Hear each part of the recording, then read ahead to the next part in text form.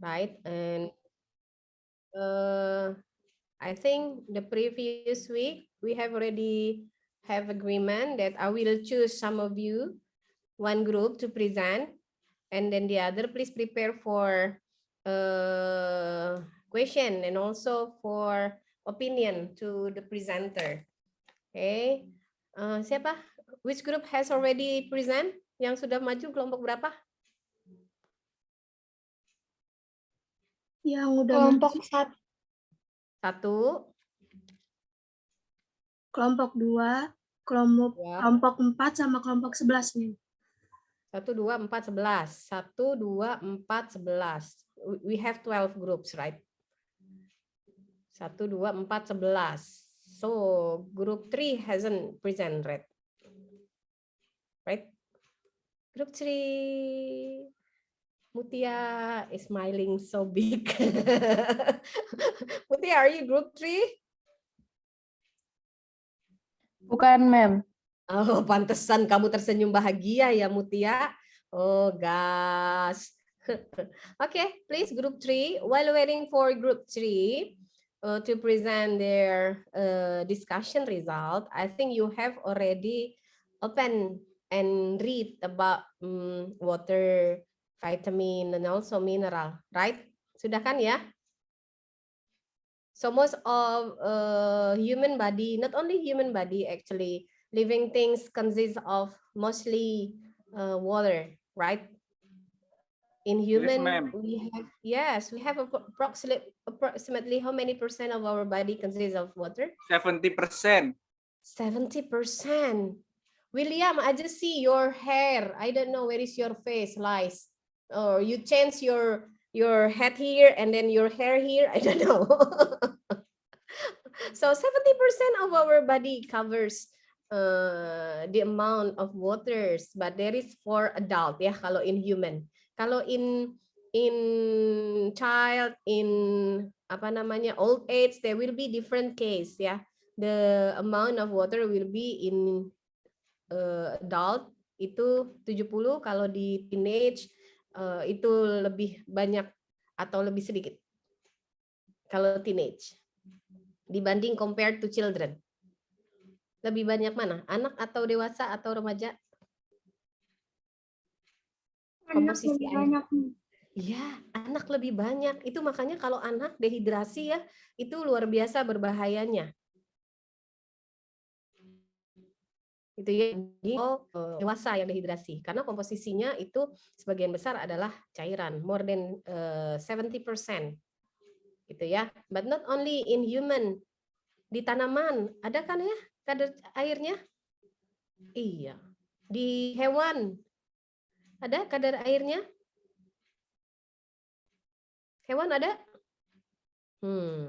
Yeah, so water is very important part of living things. Gitu ya. In biochemistry, you will learn about the characteristic of water. Karakteristiknya seperti apa nih si air ini sehingga dia menjadi konstituen yang terbesar di dalam makhluk hidup. Ya, terkait sifat-sifat yang melekat pada air yang harus dibahas.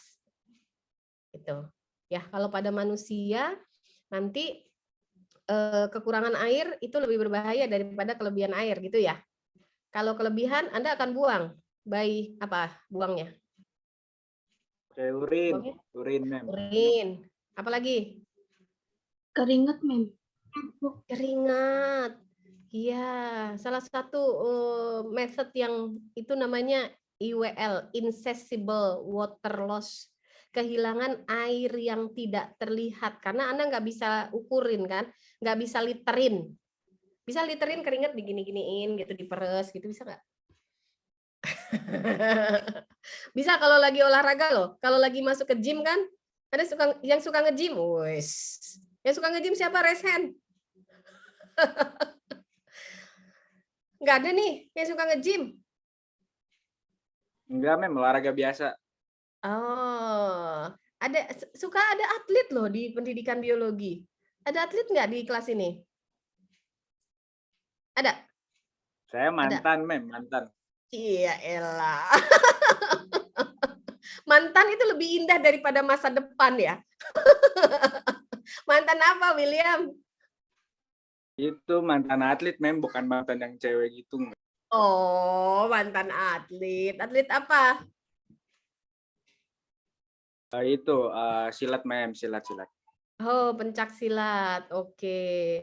Ya, biasanya atlet-atlet itu kan kalau lagi latihan tuh kan ya, keringatnya banyak banget ya. Bisa sampai diperes nggak? Diperes nggak? Bisa, Mem, kalau emang benar-benar berat latihannya. Latihan yang berat benar-benar diperes. But mostly kalau normal human kan nggak sampai seperti itu ya. Aktivitas Anda tidak sampai seperti atlet. Ya. Apa namanya, itu yang disebut tadi insatiable water loss, kehilangan air yang kita tidak bisa prediksi. Ya, itu kalau di manusia sehari itu bisa 500 mili loh hilangnya. Ya, kecuali Anda yang setiap hari manteng aja tuh AC. Beda ya. You need to also live outside. Jangan selalu ada di AC kan ya. Kenapa? Kenapa? Kelompok 3 sambil siap-siap loh ya. Jangan keasikan dengerin storytelling dari Ibu Peri loh. Kenapa? AC kan dingin, Mem, suhunya. Iya. Terus? Ya, jadi kalau suhu dingin nggak mungkin ngeluarin ini keringat. Iya, itu namanya mekanisme apa? Regulasi gak sih, Mem? Iya, termoregulasi, regulasi suhu. Ya, jadi kalau keringetan tuh salah satu mekanisme fisiologis tubuh untuk menyeimbangkan ya suhu di dalam tubuh kita. Gitu ya. Tadi by insatiable water loss. Wah, implikasinya banyak sekali ternyata air.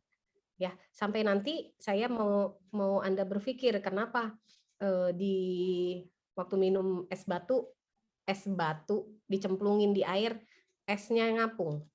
Es batu ngapung. Tapi kalau minum air, Anda cemplungin batu koral, batunya tenggelam. Sama-sama batu. Ya kan? Tapi kenapa sih es batu ngapung? Padahal fraksinya sama-sama air loh mereka. Es batu dan air itu sama-sama H2O. Tapi apa yang terjadi dengan H2O antara air liquid ya cair dengan dalam bentuk padat? Itu ya, termasuk bagaimana mekanisme anomali yang terjadi pada air. Mudah-mudahan nanti di grup 3 terbahas ya. Anomali yang terjadi pada air di udara yang sangat dingin seperti di Antartika. Ya, itu kan permukaannya es semua ya. Tapi bawahnya apa? Bawahnya apa es sampai ke bawah? Kalau di danau-danau air, tetap cairan. Itu yang disebut sebagai anomali air. Nanti mudah-mudahan terbahas. Ya, sampai bagaimana kalau ikan yang ada di sana, yang ada di kutub ya, itu bisa bertahan di dalam air yang dingin tanpa beku. Ya, banyak sekali nanti yang terkait sifat dari air. Ya, kemudian yang kedua vitamin. Vitamin nanti pembahasannya adalah Anda harus tahu kenapa disebut dia sebagai vitamin. Vitamin. Nah, tuh vitamin. Kemudian bagaimana vitamin ini bisa berpengaruh terhadap proses-proses di dalam tubuh. Ya, jadi saya sih berharapnya penjelasannya akan sampai ke situ untuk vitamin. Ya, vitamin-vitamin yang sebenarnya pembagiannya ada 2 jenis ya, larut air dan larut lemak. Ya, bagaimana mekanisme vitamin yang larut air, bagaimana mekanisme vitamin yang larut lemak. Itu. Kemudian ada vitamin yang juga diklasifikasikan sebagai hormon. Pernah dengar? Pernah dengar? Vitamin as hormon. Belum pernah dengar ya. Nah, kalau kemarin vitamin D di bukan? awal, yes. Vitamin D. Yes, vitamin D. Ya, kenapa disebut sebagai hormon?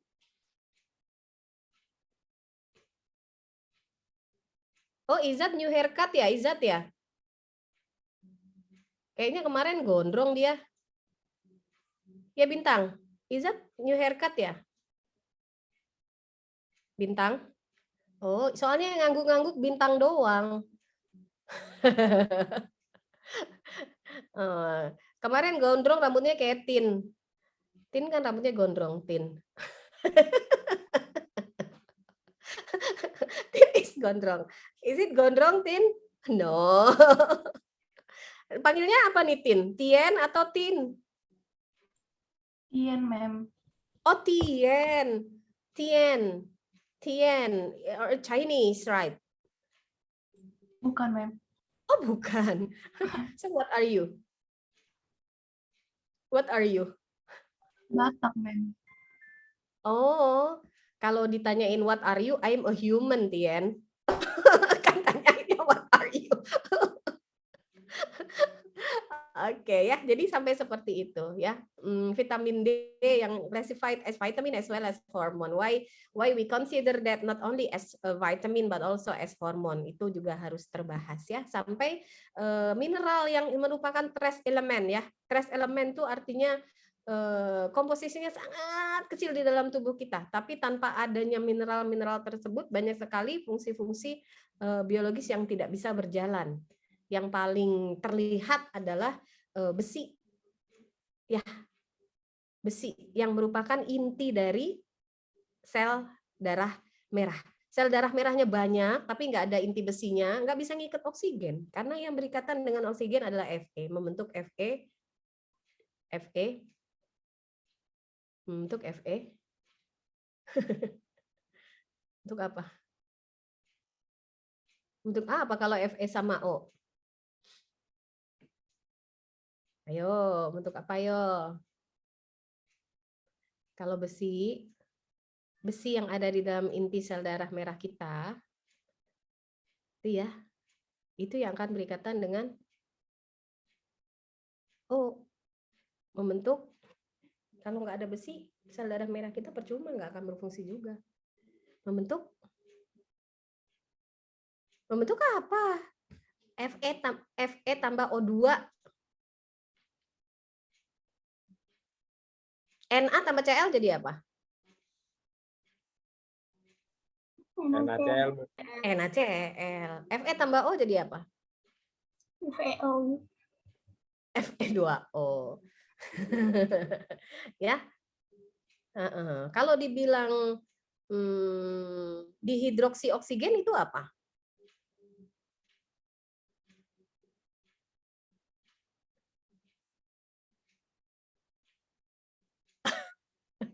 Apa? H2O. H2 sama O. Udah jangan bingung. Itu air sama. Ya. Oke, grup 3 ready? Ya, ma'am. Udah siap, ma'am.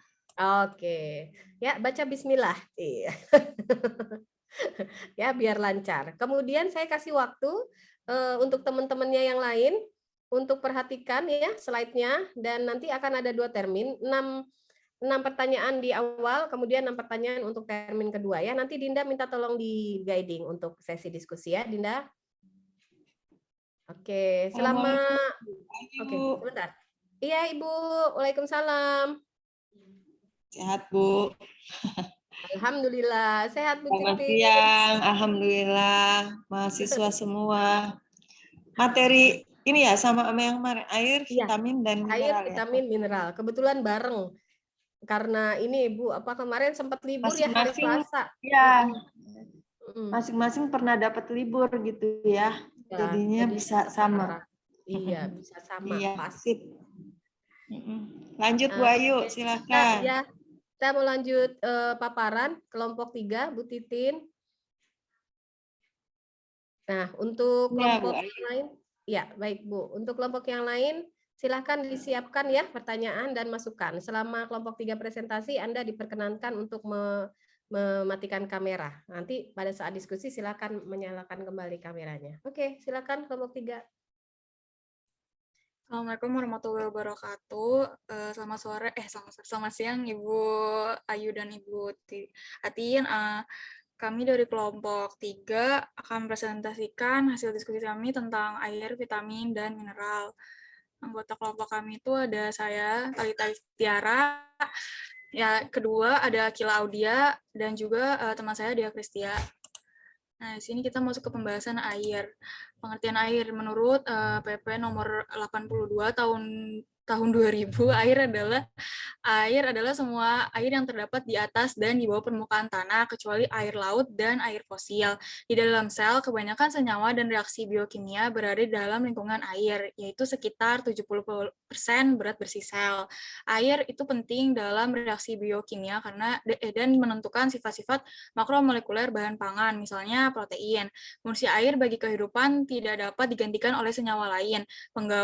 Penggunaan air yang utama dan sangat vital bagi kehidupan adalah sebagai air minum. Hal ini terutama untuk mencukupi kebutuhan air dalam tubuh manusia itu sendiri. Kemudian sumber air di alam, yang pertama itu air laut. Air laut itu sifatnya asin, terus karena mengandung garam NaCl. Kadar garam NaCl dalam air laut itu tidak memenuhi syarat untuk air minum.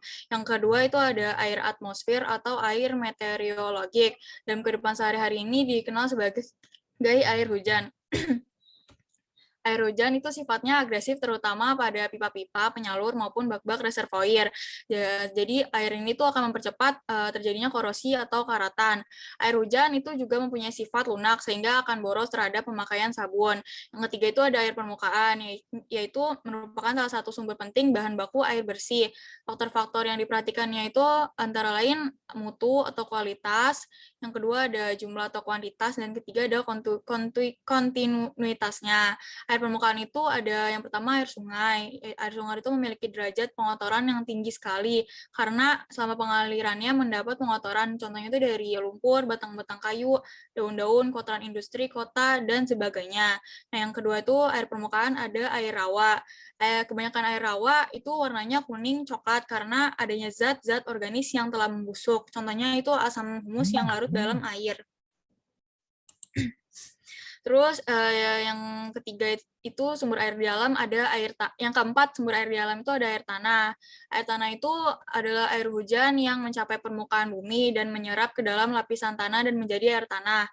Sebelum mencapai lapisan tempat air tanah, air hujan akan menembus beberapa lapisan dan menyebabkan terjadinya kesadahan pada air.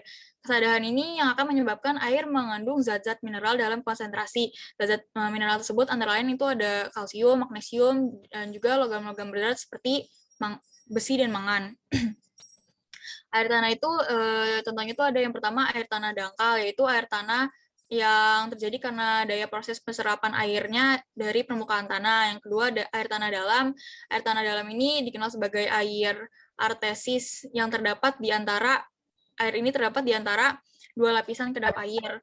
Terus yang ketiga itu ada mata air. Terus berdasarkan keluarnya atau munculnya ke permukaan tanah, mata air tanah ini dapat dibedakan atas yang pertama mata air rembesan, yaitu mata air yang keluar dari lereng-lereng. Yang kedua itu umbul, yaitu mata air yang airnya keluar ke permukaan permukaan pada suatu daratan. Sifat-sifat air. Yang pertama itu sifat fisika. Sifat fisika air itu yang pertama memiliki titik didih, titik lebur, kolor penguapan, dan tegangan permukaan yang lebih tinggi. Terus adanya sifat elektrik dipolar molekul air, itu ikatan H sehingga adanya kekuatan intramolekul yang lebih dalam air berwujud cair. Terus yang ketiga sifat fisikanya itu memiliki 3 bentuk, yaitu padat, cair, dan gas. Yang kedua sifat kimia air.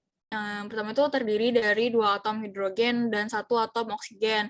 Terus yang kedua bersifat polar, yang ketiga sebagai pelarut yang baik karena kepolarannya, yang keempat itu bersifat netral atau pH-nya itu 7 dalam keadaan murni.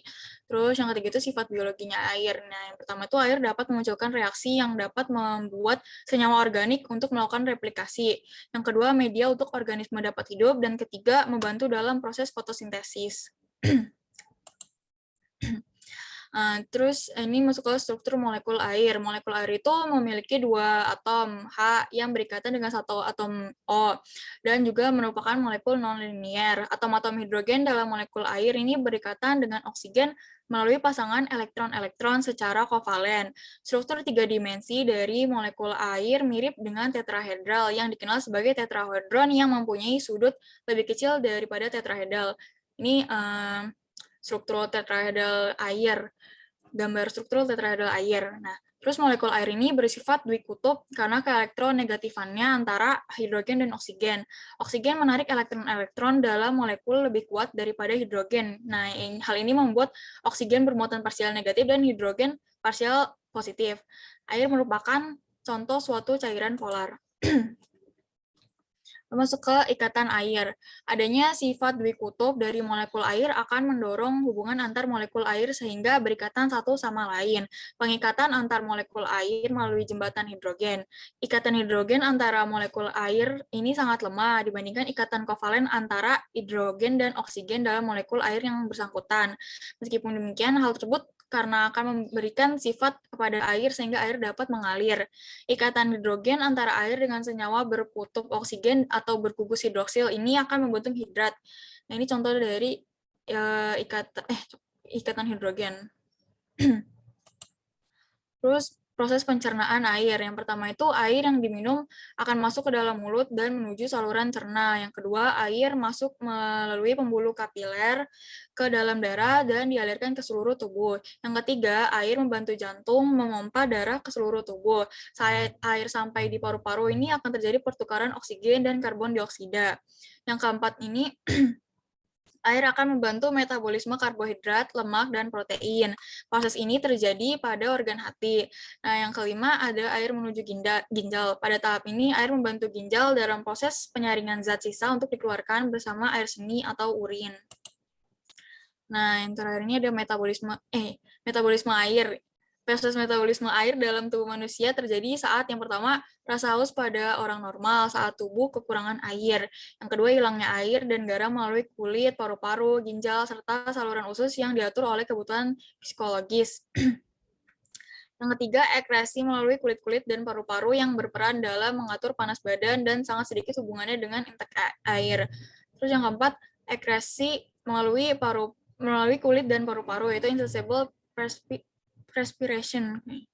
Terus yang kelima, sekresi air melalui usus adalah larutan untuk hasil-hasil yang dibuang dan perlu untuk menghasilkan konsistensi tertentu dari feses.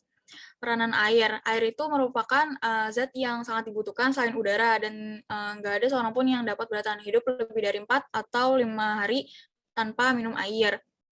Selain itu, air juga dipergunakan untuk memasak, mencuci, mandi, dan membersihkan kotoran yang ada di sekitar rumah. Air juga digunakan untuk keperluan industri, pertanian, pemadam kebakaran, tempat rekreasi, transportasi, dan lain-lain. Tetapi, air bisa menjadi petaka jika kita tidak bisa merawat sumbernya. Air bisa menjadi perantara penyakit-penyakit yang menyerang manusia. Pada proses biologi, air memiliki peranan antara lain yang pertama, untuk reaksi biokimia dalam tubuh, yang kedua mengangkut zat-zat melintasi membran, yang ketiga mempertahankan suhu tubuh, yang keempat menghasilkan cairan pencernaan, yang kelima melarutkan produk-produk sampah untuk ekresi, yang keenam sebagai pelarut, dan yang terakhir itu sebagai katalisator. Nah, selanjutnya akan dilanjutkan oleh teman saya. Oke, apa suara saya terdengar? Terdengar, Akila. Oke, selanjutnya ada vitamin. Vitamin ini namanya ini berasal dari gabungan kata bahasa Latin, yaitu vita yang digunakan hidup, yang gunanya hidup, dan amina yang mengacu pada suatu gugus organik yang memiliki atom nitrogen N. Selanjutnya, next. Oke. Pengertian vitamin di sini senyawa organik yang diperlukan oleh tubuh kita untuk mengatur metabolisme tubuh agar tetap sehat dan membantu proses pertumbuhan. Selanjutnya, jenis dan sumber vitamin. Nah, jenis dan sumber vitamin ini ada dua. Yang pertama larut dalam air, yang kedua adalah larut dalam lemak. Perbedaan utama antara vitamin yang larut dalam air dan yang larut dalam lemak adalah bagaimana tubuh menyerap dan menyimpannya. Jenis vitamin yang larut air akan diserap bersama dengan air, sedangkan vitamin yang larut dalam lemak akan diserap bersama dengan lemak. Di sini saya akan kasih contoh larut dalam air. Vitamin C contohnya bersumber dari jeruk, tomat, arbe, asparagus, kol, kiwi, lemon. Vitamin B1 di sini bersumber dari ikan, sereal, gandum, dan kacang. Vitamin B2 bersumber dari yogurt, kacang, hati, sereal, gandum, daging sapi. Vitamin B6 bersumber dari sayuran hijau, susu, daging. Vitamin B12 bersumber dari ikan, daging, telur, susu, dan hati. Selanjutnya, ada jenis dan sumber vitamin yang larut dalam lemak. Next. Nah, vitamin di sini ada vitamin yang biasa kita kenal dengan sebutan ADEK atau vitamin A, D, E, dan K. Yang vitamin A ini bersumber dari suatu makanan yang berwarna merah atau kuning. Contohnya seperti wortel dan sayur-sayuran yang warnanya merah dan kuning. Selanjutnya ada vitamin D bersumber dari ikan, telur, hati, dan jamur. Vitamin E bersumber dari gandum, sayur, padi-padian, dan kacang-kacangan. Vitamin K bersumber dari bayam, buah, delima, minyak nabati, dan kacang-kacangan. Selanjutnya,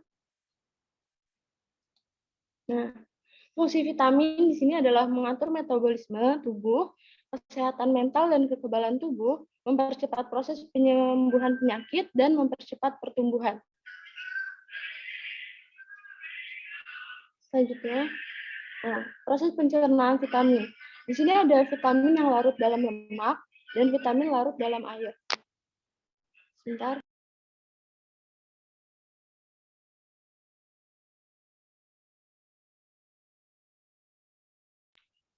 Oke, lanjut. Vitamin larut dalam lemak. Vitamin larut dalam lemak ini biasanya diabsorpsi bersama lipida lain. Absorpsi membutuhkan cairan empedu dan pankreas, diangkut ke hati melalui sistem limfe, disimpan di berbagai jaringan tubuh. Nah, selanjutnya ada vitamin yang larut dalam air. Ini proses pencernaannya jika kita berlebihan akan dikeluarkan dari dalam tubuh melalui urin. Selanjutnya, metabolisme vitamin. Di sini vitamin yang larut dalam lemak jika berlebihan akan disampaikan, sedangkan vitamin yang larut dalam air jika berlebihan akan dikeluarkan melalui urin. Vitamin alami biasa didapat melalui buah, sayur, dan produk hewani. Selanjutnya akan diteruskan oleh teman saya. Baik, yang selanjutnya ada mineral. Boleh di next.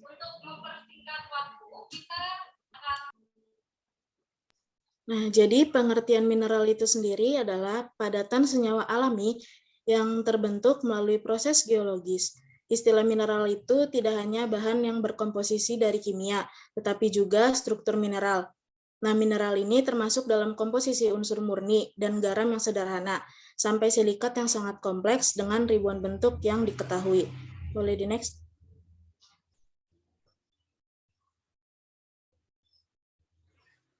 Nah, kemudian ada konsep dasar mineral. Mineral adalah suatu zat padat yang tersusun dari senyawa kimia yang dibentuk secara alami oleh peristiwa-peristiwa anorganik yang memiliki penempatan atom secara beraturan dan memiliki sifat kimia dan fisika tertentu. Kata mineral ini memiliki banyak arti, tergantung dari segi apa kita meninjaunya. Mineral dalam arti geologi itu adalah suatu zat atau benda persenyawaan kimia asli atau yang tersusun oleh proses alam, yang memiliki sifat-sifat kimia dan fisik yang tertentu, dan biasanya berbentuk padat.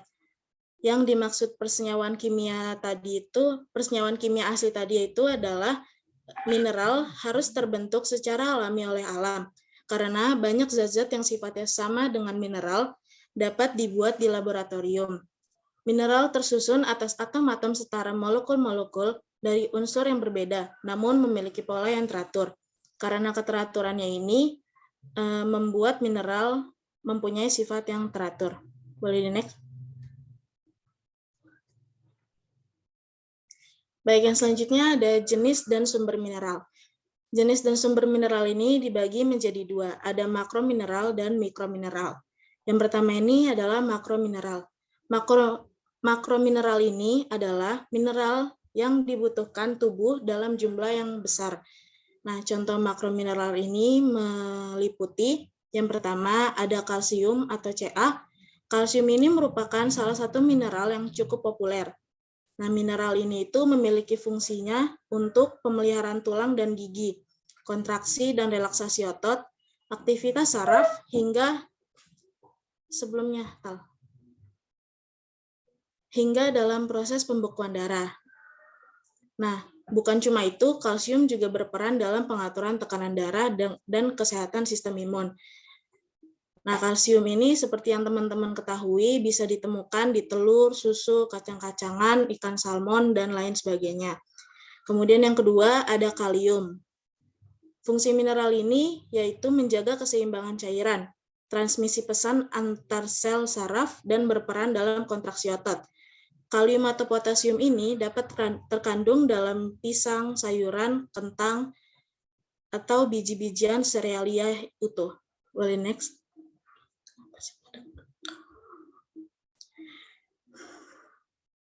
Oke. Yang ketiga ada natrium atau Na. Natrium ini merupakan mineral populer yang sering ditemukan dalam garam dapur. Nah, fungsi mineral yang satu ini itu untuk menjaga keseimbangan cairan, transmisi pesan antar sel saraf, dan juga berperan dalam kontraksi otot. Nah, natrium ini biasanya terkandung dalam kecap, ikan, udang, dan berbagai jenis makanan olahan. Kemudian yang keempat ada fosfor. Seperti kalsium tadi, fosfor juga berperan sama dalam menjaga kesehatan tulang dan gigi. Nah, mineral ini itu menjadi bagian dari keseimbangan asam basa dan ditemukan di dalam setiap sel. Nah, sumber fosfor itu biasanya ada di biji-bijian, beras, kacang hijau, daging ayam, dan susu. Kemudian yang kelima ada magnesium. Magnesium ini menjadi salah satu jenis mineral makro. Nah, fungsinya itu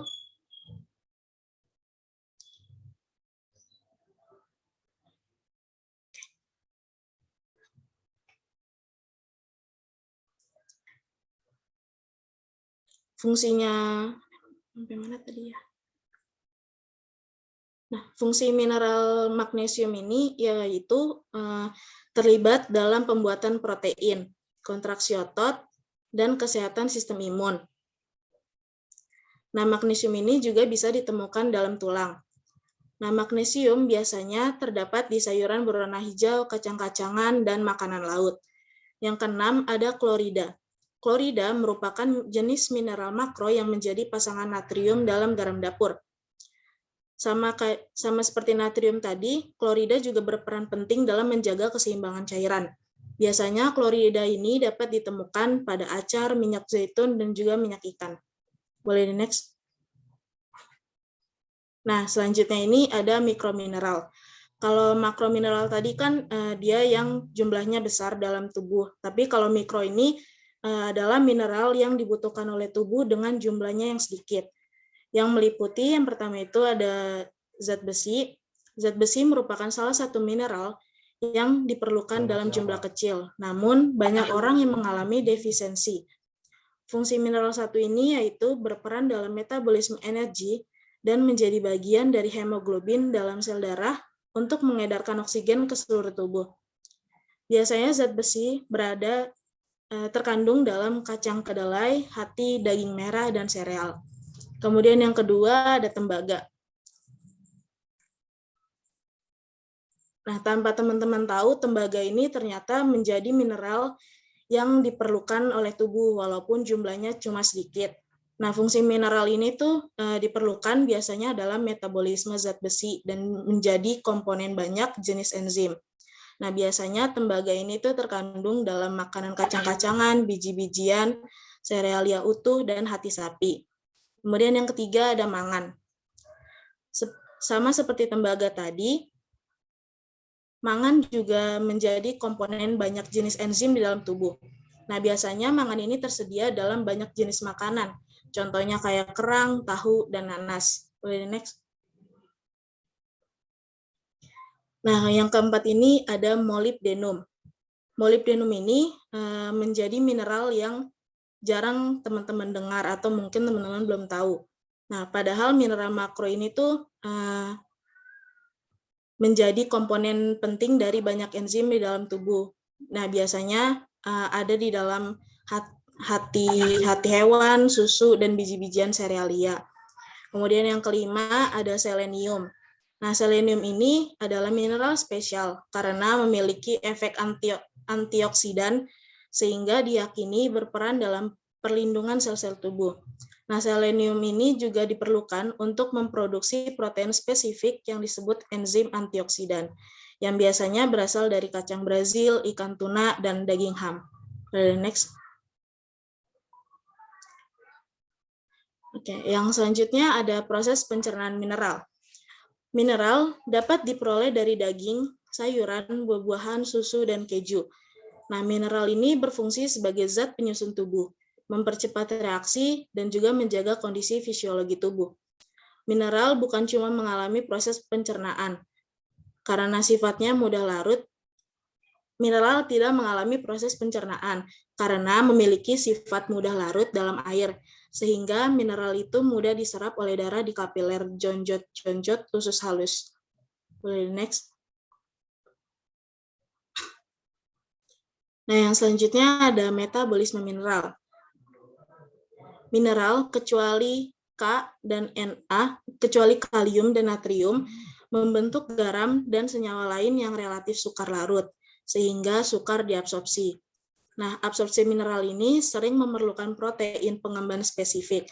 Sintesis protein ini berperan sebagai mekanisme penting untuk mengatur kadar mineral dalam tubuh.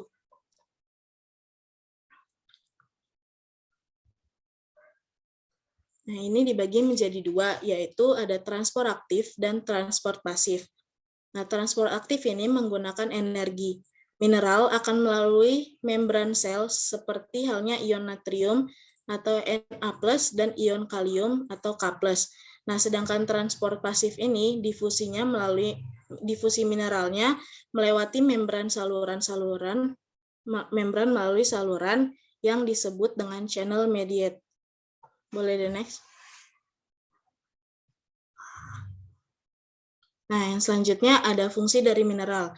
Yang pertama adalah mineral dapat mempertahankan serta menjaga kesehatan tulang dan gigi. Kemudian yang kedua, berperan juga dalam proses pembentukan energi, membawa sinyal pada sistem saraf, menjaga keseimbangan asam basa tubuh, menjadi komponen dari enzim dan hormon yang dihasilkan tubuh, dan mineral memainkan peran penting dalam keseimbangan asam basa tubuh. Dan dengan demikian mengatur pH darah dan cairan tubuh lainnya. Next. Baik, berikut referensi yang kelompok saya gunakan. Next. Baik, sekian dari kelompok kami, kurang lebihnya mohon maaf. Apabila ada pertanyaan dipersilakan. Dikembalikan ke PJ Dinda. Makasih. Baik, terima kasih kepada kelompok 3 yang telah mempresentasikan materinya. Izinkan saya untuk membuka termin untuk kelompok 1, 2, 4, 5, dan 6. Untuk kelompok 1, saya persilahkan untuk menyampaikan kritik, saran, atau pertanyaannya. Baik, terima kasih Ririn atas kesempatannya. Saya Deva Dewi Nasari dari kelompok 1. Sebelumnya terima kasih untuk kelompok 3 yang telah memaparkan materinya dengan cukup baik. Namun saya ingin memberi saran untuk PPT-nya lebih di poin-poinin lagi. Jadi sesuai dengan konsep PPT juga kan di poin-poinin, terus nanti penjelasannya itu bisa dijelaskan secara langsung. Itu untuk tanggapan dan sarannya. Saya juga ingin bertanya, tadi kan kepingan salju itu kan terbentuk dari air yang memadat dan dianggap sebagai salah satu mineral. Nah, lalu apakah air juga dapat dianggap sebagai mineral? Seperti itu pertanyaannya. Terima kasih. Baik, terima kasih Deva. Jangan lupa untuk menuliskan kembali pertanyaannya untuk memudahkan kelompok 3. Selanjutnya untuk kelompok 2, saya persilahkan untuk menyampaikan kritik, saran, atau pertanyaannya. Baik, terima kasih sebelumnya Ririn atas kesempatannya. Dan terima kasih untuk kelompok 3 yang telah mempresentasikan materinya dengan baik. Saya Rafika Dinilah dari kelompok 2, izin bertanya. Pada PPT tadi dijelaskan jenis mineral itu kan ada kalsium. Nah, pertanyaan saya, apa saja bahaya dari kelebihan mineral jenis kalsium ini? Terima kasih.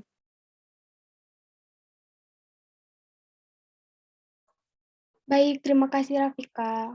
Nah, selanjutnya untuk kelompok 4, saya persilahkan untuk menyampaikan kritik, saran, atau pertanyaannya. Baik, terima kasih Ririn atas kesempatannya. Saya Siti Nurlela dari kelompok 4. Sebelumnya terima kasih kepada kelompok 3 karena telah memaparkan materinya dengan baik.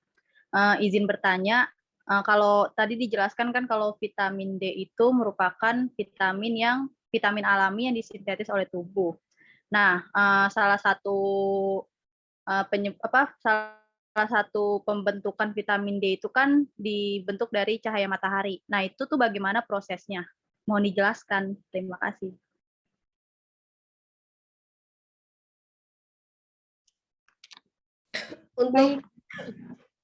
Untuk penanya, boleh silakan ditulis pertanyaannya di chat box ya. Supaya tidak lupa, kelompok 3, silakan. Yang sudah bertanya, boleh langsung ditulis di chat box. Boleh ditutup dulu slideshow-nya, kelompok 3. Talita. Oke. Baik, selanjutnya untuk kelompok 5. Saya persilakan untuk menyampaikan kritik, saran, atau pertanyaannya. Baik, terima kasih. Terima kasih juga untuk kelompok 3 atas materinya. Saya Belatri Febriani dari kelompok 5 izin bertanya. Tadi PPT kan disebutkan ada vitamin larut dalam lemak sama vitamin larut dalam air. Nah, saya tadi sempat searching di internet bahwa vitamin larut lemak itu dapat disimpan dalam tubuh. Nah, mengapa vitamin larut dalam air ini tidak dapat apakah bisa juga disimpan dalam tubuh atau tidak? Mohon dijelaskan. Terima kasih.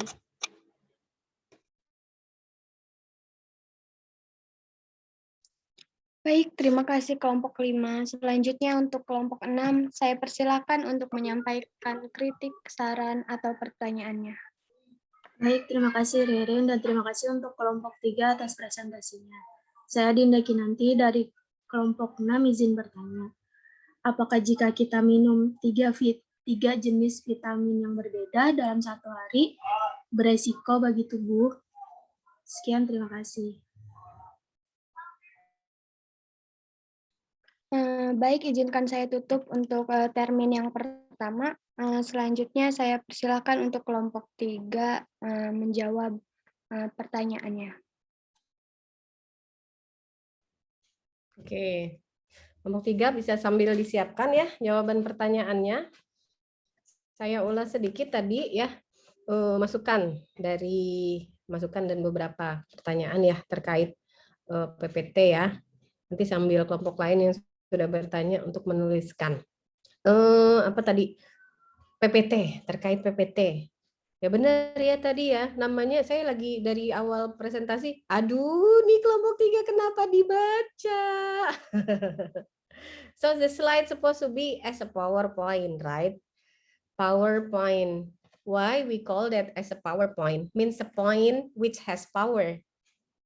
The power depend on the presenter. Gitu ya. Jadi kalau slide, kalau tulisan semua itu teh bukan slide namanya, naon? Apa namanya? Modul. Modul. Modul. Apa lagi? Modul. Kalau modul ada latihan soalnya enggak? Ada ya? Nanti bedakan anak pendidikan ya harus bisa membedakan apa yang disebut modul, apa yang disebut buku ajar. Beda lagi nih. Apa yang disebut suplemen? Beda lagi. Ya, jadi kalau tulisannya narasinya panjang bisa jadi buku, bisa jadi materi di modul, bisa jadi novel, bisa ya. Itu belum pernah ada tuh yang bikin tuh good idea tuh. Novel itu gaya bahasanya kan agak unik ya. Gaya bahasanya tidak seperti gaya bahasa apa namanya? Sains gitu ya. Tapi beberapa siswa, kalian kan mantan anak SMA kan? Mantan anak SMA. Senengan baca buku biologi apa senengan baca novel? Novel lah, Bu. Novel, Bu. Novel. Novel. Oke. Kenapa senengan baca novel? Interesting, Bu. Interesting. Apa yang membuat dia interesting? Membuat kita membayang-bayang. Membuat berangan-angan. Ada alur ceritanya. Ya, ada alurnya. Nah, itu yang belum pernah ada di sains ya. Saya sih berharapnya nih mahasiswa-mahasiswa pendidikan ini punya ide-ide brilian ya untuk menjadikan sains itu sebagai sesuatu yang menarik.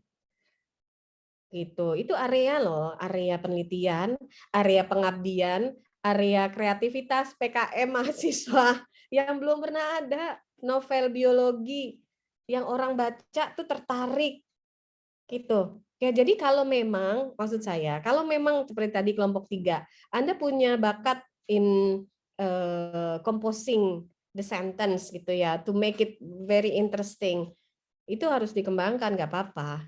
Tapi when you're asked to present in slide, so you have to make it in slide, in a PowerPoint.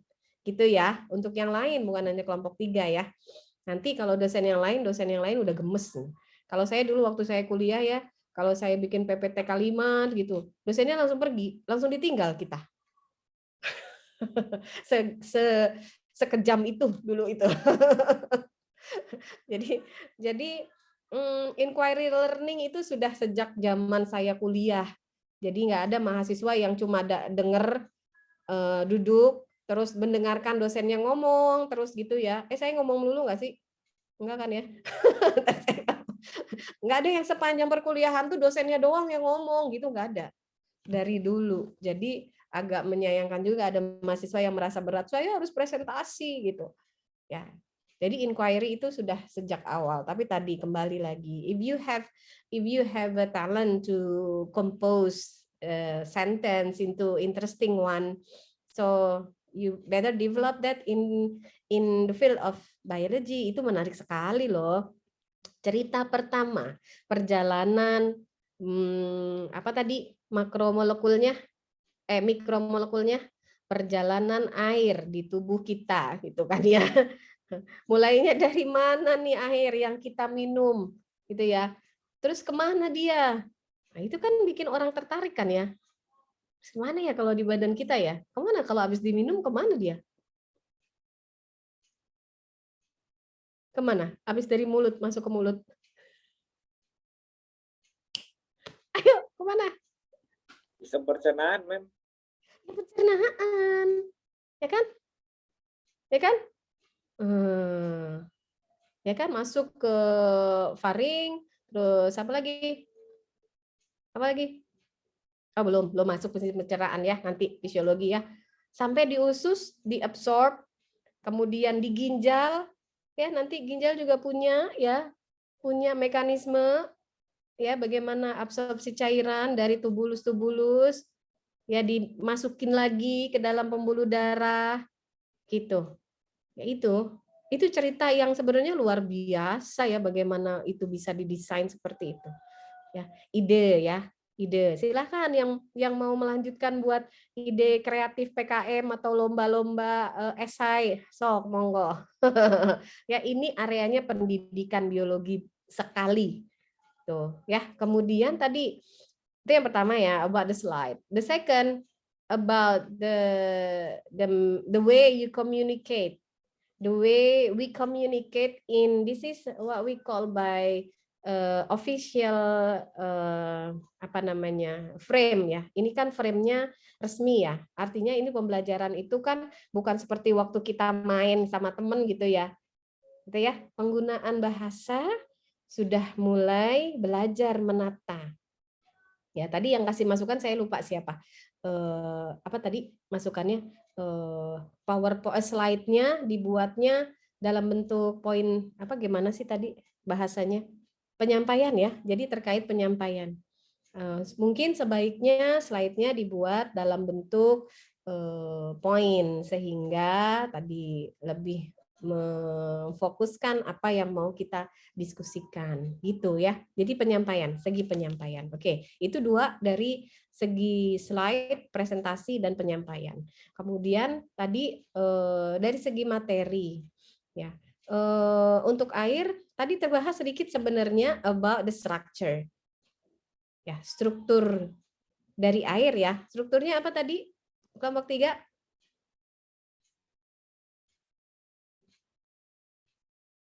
Struktur konfigurasi ikatannya. Tetrahedral, Bu. Tetrahedral berbentuk apa kalau satu molekulnya? Satu molekul air berbentuknya apa? Salah. Gini kan? Ini apa nih? Tadi kan? Tuh kan. Ini apa nih? Ini apa nih? Ini loh. Victory kan? Victory kan? Nah, strukturnya satu molekul air kan begini nih. Tadi ada nggak gambarnya? Coba Talita, dibuka lagi Talita. Talita panggilnya apa? Lita, Ita, Iti. Talita panggilnya? Talita. Oke, panjang banget ya. Talita. Coba buka yang strukturnya. Nah, ini struktur molekul air. Oke. Nah, tadi teman-teman jelas nggak yang dimaksud dengan struktur V? Kenapa dia punya struktur V? Kemudian kenapa dia jadi molekul yang kalau di dalam suatu senyawa ya dia punya titik didih yang lebih tinggi dibandingkan dengan senyawa-senyawa yang lain. Ya ini terkait dari strukturnya ini nih, ya. Ini katanya apa? Kata kelompok 3. Ini kan O-nya ini punya berapa yang bebas? Elektron bebasnya berapa? 2 pasang ya. Oh iya, 2 pasang maksudnya, Mem. Yes, 2 pasang.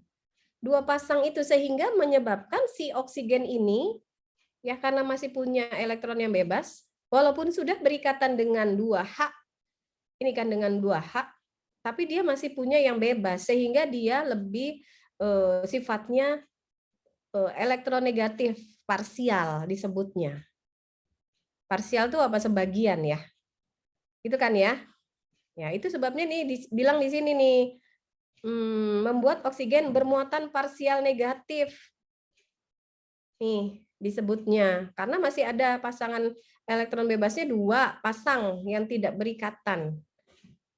Dan H-nya ini menyebabkan si H-nya ini parsial positif. Sehingga pada saat dia berikatan dengan molekul air yang lain, ikatannya itu jadi gimana? Gimana?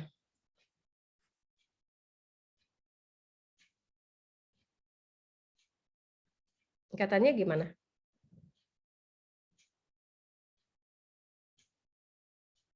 Yang lebih kuat mana? Ikatan hidrogen atau ikatan kovalen? Ikatan kovalen. Ikatan kovalen itu lebih kuat. Jadi antara satu molekul H2O, kemarin kita udah belajar ya, antara O dengan H, O dengan H lagi, ini ikatannya kovalen. Tapi kalau ketemu dengan molekul H2O yang lain, itu menjadi ikatan hidrogen. Tapi tadi, karena ada sifat yang lebih elektronegatif dan lebih elektropositif sebagian dari setiap molekul air menyebabkan apa? Ini O-nya ini. Nih, coba kasih tunjuk Talita O yang di kedua yang kanan. O ini tadi kan lebih elektronegatif kan? Sehingga dia akan menarik sangat kuat dengan atom yang punya muatan elektropositif gitu kan ya? Nah, tadi H-nya di setiap molekul air itu tadi disebutnya apa? Positif Apa? parsial. Positif parsial sebagian, sehingga akan mengikat sangat kuat ini, walaupun ikatannya lebih lemah dibandingkan kovalen. Tapi dalam satu molekul air ini mudah sekali membentuk ikatan antara setiap molekul karena tadi adanya muatan parsial tadi, sebagian negatif dan sebagian positif, gitu. Yang ini, yang nanti, yang akan menyebabkan apa? Molekul air itu kalau titik didih sulit sekali ya untuk dipecah ini, diputus ikatan hidrogennya. Karena ikatan hidrogen ini walaupun lemah, tapi di antara molekul air dia ketemu, dia putus, dia ketemu, dia putus. Itu cepat sekali itu terbentuk kembali. Karena tadi keelektronegatifan dan elektropositifan dari setiap masing-masing molekul air. Gitu. Sehingga ini yang disebut dengan apa? Ini yang disebut dengan apa?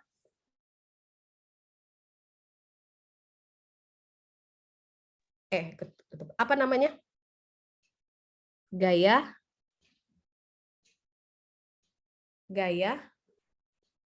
kohesi internal air.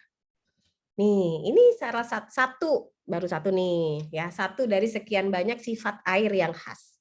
Jadi dia punya gaya kohesi internal yang sangat kuat antara sesama molekul H2O di dalam satu molekul air, sesama H2O di dalam satu air.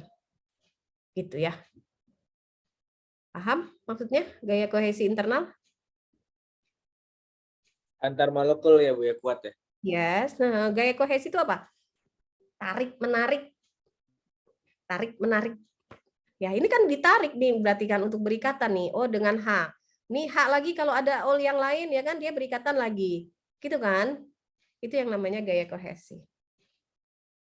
Oke, sehingga tadi dia punya sifat yang titik didihnya lebih tinggi dibandingkan molekul-molekul lain atau senyawa-senyawa lain yang juga punya ikatan hidrogen ataupun punya ikatan kovalen di dalamnya. Oke? Jelas? Jelas, Mem. Oke, ini tentang air. Oke, dilanjut dulu untuk jawab pertanyaan. Silakan kelompok 3.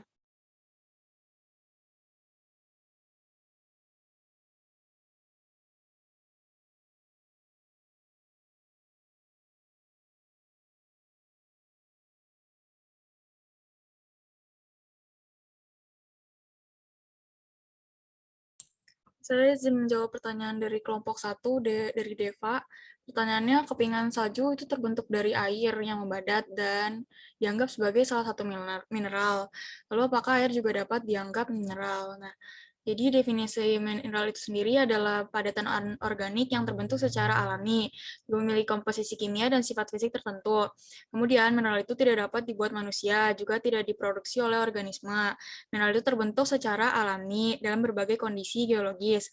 Kemudian semua mineral itu anorganik, yaitu tidak mengandung ikatan karbon hidrogen, tetapi ada banyak zat anorganik yang bukan mineral karena banyak senyawa anorganik yang kita gunakan dibuat secara artifisial sehingga bukan mineral. Yang ketiga, mineral itu harus memiliki komposisi kimia yang jelas atau susunan atom yang teratur. Air itu tidak memiliki struktur kristal karena dalam bentuk cair dan bukan padatan. Oleh karena itu, air itu bukan mineral. Namun, pada suhu di bawah 0 derajat Celcius, air itu menjadi padat, yaitu es. Kepingan salju alami itu dianggap sebagai mineral karena terbentuk secara alami di atmosfer bumi. Nah, karena itu es itu mineral karena terbentuk secara alami. Tetapi kalau misalnya es yang dibikin sama orang sendiri gitu, itu bukan mineral, karena orang-orang berperan dalam memproduksinya. Apakah sudah menjawab, Deva? Baik, sudah terjawab. Jadi karena terbentuknya secara alami ya. Terima kasih, Talita. Terima kasih juga, Deva. Iya, jadi intinya itu adalah proses pembentukannya ya, padatan yang terbentuk karena proses alami. Gitu, itu kata kuncinya. Jadi kalau misalnya kristal es, itu ya, itu kan batu ya, jadi batu gitu kan ya. Anda bisa buat jadi batu ya. sama batu es juga. Tapi kalau batu es yang dari kulkas itu bukan mineral. Gitu. Tapi kalau Anda bikin gumpalan es ya yang kemudian Anda padetin gitu jadi batu, itu masuk mineral masih. Karena pembentukan kristal esnya, kristal apa namanya? Saljunya ya. Jadi di situ letak kata kuncinya Deva dan mungkin semuanya ya. Jadi kalau minum es batu bukan minum mineral ya. Gitu. Ya, oke, lanjut. Ibu, saya izin menjawab pertanyaan dari Siti, kelompok 4. Pertanyaannya adalah, mengapa sinar matahari dapat membantu proses pembentukan vitamin D di dalam tubuh? Bagaimana prosesnya? Mohon dijelaskan. Jawabannya, ada 2 jenis sinar UV yang mengenai kita dari matahari, yang disebut UVA dan UVB. Tapi hanya sinar UVB yang membantu pembuatan vitamin D. Sinar UVB memiliki energi penuh. Sinar ini memiliki lebih banyak energi daripada UVA. Energi ekstrak itulah yang diperlukan untuk membantu vitamin D. Ketika sinar UVB mengenai kulit kita, energi dalam cahaya bergabung dengan bahan kimia di lapisan kulit paling atas. Terkadang, energi ini membantu tubuh kita menghasilkan vitamin D. Di lain waktu, kombinasi tersebut dapat menghasilkan bahan kimia buruk yang menyebabkan kulit terbakar dan mungkin kemudian menjadi kanker kulit. Ketika energi UVB diserap oleh suatu bahan kimia, sinar itu memberikan bahan kimia tersebut lebih banyak energi. Para ilmuwan menggambarkan ini sebagai bahan kimia yang berenergi. Panas dari sinar inframerah memberikan lebih banyak energi pada bahan kimia itu, sehingga banyak ikatan yang menahan bahan kimia itu terpisah dan berubah menjadi bahan kimia berbeda. Terus di dalam kulit, bahan kimia yang bergabung dengan UVB berubah karena hubungan antara atom dalam lingkungan putus menjadi vitamin D. Nah, vitamin D ini kemudian diambil oleh darah yang mengalir melalui kulit sebelum digunakan dalam tubuh. Vitamin D harus melewati hati dulu dan kemudian ke ginjal, tempat vitamin ini berubah menjadi bentuk yang dapat berguna bagi tulang dan otot. Sekian jawaban dari saya. Apakah terjawab, Siti? Terjawab, Akila. Terima kasih. Jadi manusia itu kita membentuk prekursor ya. Tadi yang disebut prekursor dari vitamin D. Dibentuknya di kulit manusia. Dalam bentuk apa? Bentuknya apa prekursornya?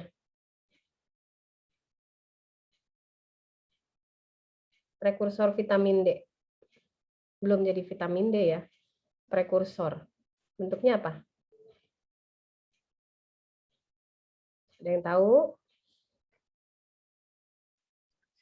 Hormon steroid larut lemak bukan, Bu? Tapi namanya apa? Siapa nih? Akila tadi ya yang jawab Akila ya.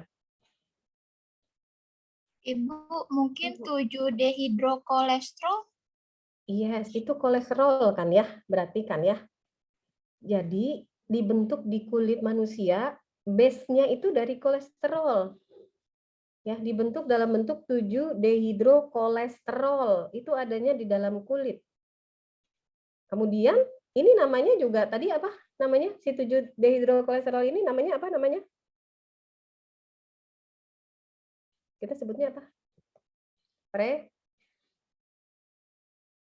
Prekursor. Iya. Dia akan menjadi bentuk yang aktif. Prekursor itu berarti belum aktif. Sama seperti perubahan benang-benang fibrin ya dari fibrinogen seperti itu kalau dalam penyembuhan luka ya.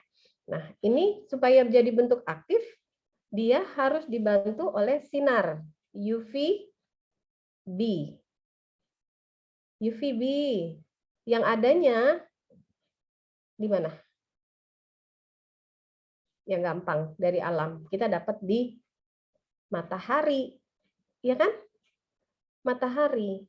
Jadi setelah dia dirubah oleh si UVB, dia akan menjadi bentuk aktif. Namanya apa bentuk aktifnya?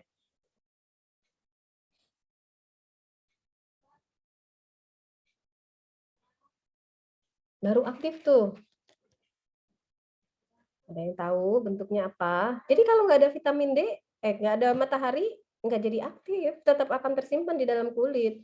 Untuk manusia-manusia atau apa namanya orang-orang yang tinggal di daerah yang sepanjang harinya tidak ada matahari, pembentukan vitamin D-nya sangat rendah sekali. Itu sehingga butuh bantuan sinar UVB secara buatan. Ya. Jadi apa tadi? Jadi apa? Yang namanya kolekalsiferol atau D3. Vitamin D3. Vitamin D itu ada dua. Ada D3, ada D2. Ya, kalau yang D2 itu yang sintetis, yang buatan. Yang kalau Anda minum suplemen vitamin D, gitu kan ya? Selama COVID minum suplemen vitamin D, gitu kan ya? Pernah dengar gitu? Iya, Mem, pernah, Mem. Yes, itu beda dengan yang tadi, yang prekursornya dari kulit. Kalau itu namanya ergokolesterol. Kalau yang tadi, yang D3, kolekalsiferol. Nah, kolekalsiferol ini nanti akan masuk ke hati untuk dirubah lagi menjadi senyawa lain. Namanya 1,25 hidroksi kolekalsiferol. Bentar.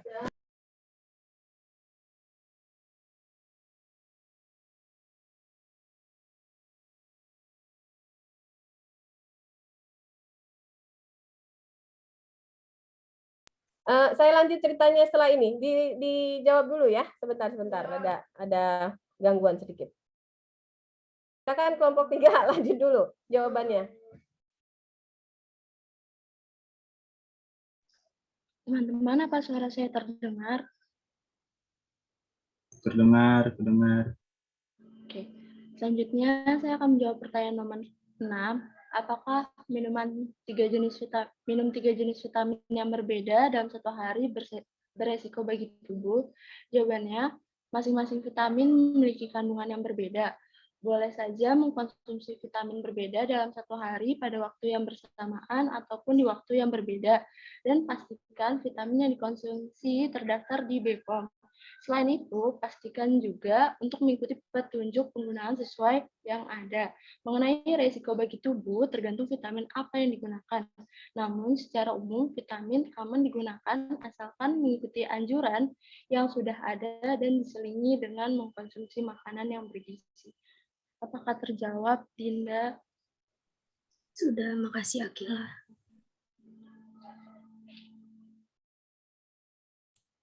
Saya bisa menjawab pertanyaan kelompok 5, yaitu pertanyaannya vitamin larut lemak dapat disimpan dalam tubuh. Apakah vitamin larut air juga dapat disimpan dalam tubuh?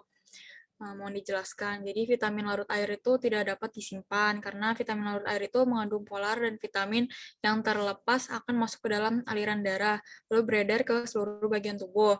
Nah, jika dibutuhkan vitamin ini akan segera dibuang oleh tubuh bersama urin. Oleh karena itu tubuh membutuhkan asupan vitamin larut air secara terus-menerus. Apakah sudah menjawab, Bellatrix? Sudah, terima kasih.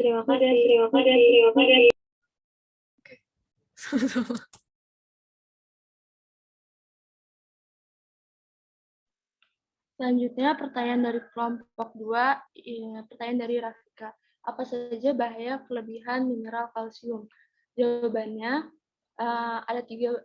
Salah satu contohnya ada 3 bahayanya. Yang pertama ada salah satu bahaya kelebihan kalsium adalah terjadinya hiperkalsema atau bisa disebut dengan kondisi tubuh yang menyerap mineral kalsium melebihi kapasitas normalnya.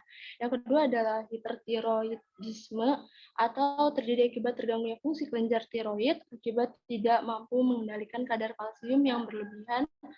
Gangguan ini juga bisa memicu penyakit jantung dan sejumlah penyakit berbahaya lainnya. Yang ketiga adalah menyebabkan batu ginjal. asupan kalsium yang terlalu banyak ternyata juga bisa memicu nih timbulnya batu ginjal. Timbunan kalsium ini akan mengganggu organ hati bekerja secara optimal. Hal ini yang bisa menyebabkan terjadinya batu ginjal. Apakah terjawab, Rafika? Terjawab, Akila. Terima kasih.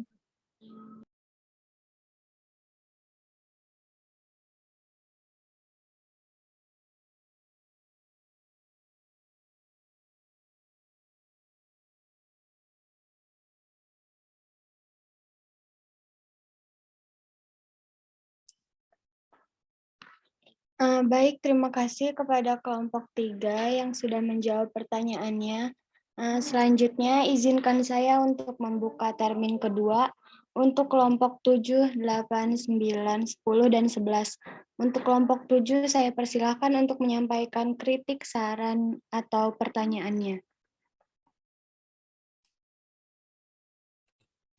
Baik, terima kasih Ririn atas kesempatannya dan terima kasih kepada kelompok 3 yang sudah mempresentasikan dengan baik.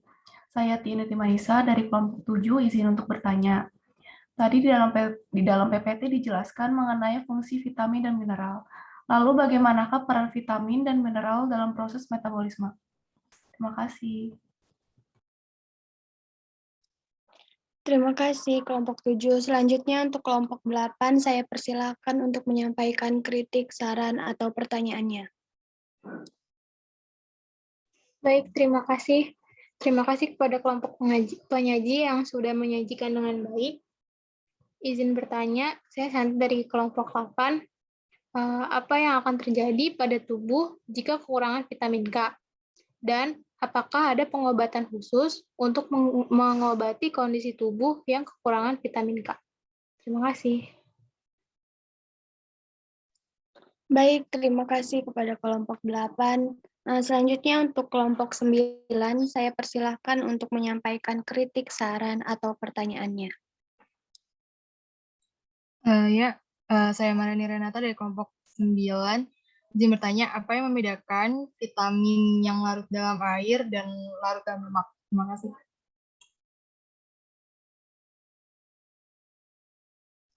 Baik, terima kasih kepada kelompok 9. Untuk kelompok 10, saya persilahkan untuk menyampaikan saran, kritik, atau pertanyaannya. Oke, suara saya terdengar nggak? Terdengar. Oke. Mungkin pertama saran buat teman-teman kelompok 3, mungkin PPT-nya ditambahin gambarnya. Tadi saya hitung selama PPT cuman ada sekitar 4 gambar, mungkin bisa ditambahin rumus molekul dari vitaminnya, terus sumber-sumbernya juga kalau ada gambar kayak keju dan segala macam bisa ditambahin. Terus untuk pertanyaan itu kenapa air laut itu asin sedangkan air sungai atau air danau itu lebih terasa tawar gitu. Itu kenapa ya teman-teman? Bisa dijawab, terima kasih. Baik, terima kasih kelompok 10 atas saran dan pertanyaannya. Untuk kelompok 11, saya persilahkan untuk menyampaikan kritik, saran, atau pertanyaannya. Baik, terima kasih PJ Ririn untuk kesempatan untuk bertanya. Saya Koyang Surin dari kelompok 11 ingin bertanya, mengapa vitamin pada sayur atau makanan mudah rusak selama proses pengolahan? Dan apa reaksi yang menyebabkan hal tersebut bisa terjadi? Terima kasih. Baik, terima kasih kepada kelompok 11. Untuk kelompok 3, saya persilahkan untuk menjawab pertanyaannya.